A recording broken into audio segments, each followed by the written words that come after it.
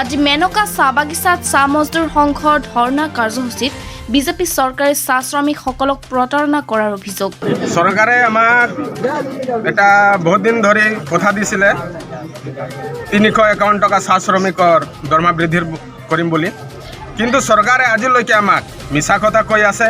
কোনো ধৰণৰ তেনেকৈ আমাক সা সুবিধা পোৱা নাই। আজি আমি চাহ শ্ৰমিকসকল চৰকাৰৰ পৰা মাত্ৰ প্ৰলোভনৰ বাহিৰে চৰকাৰে আমাৰ একো দিয়া নাই।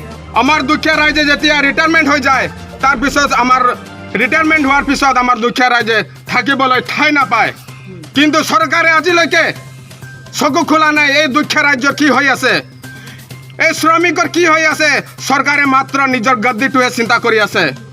চৰকাৰে আমাৰ কাৰণে একো চিন্তা কৰা নাই। চৰকাৰ হাই হাই, ভাৰত চৰকাৰ হাই হাই। তামোলপুৰৰ পৰা নিত্যানন্দ দাসৰ ৰিপৰ্ট প্ৰাৰ্থ টাইম।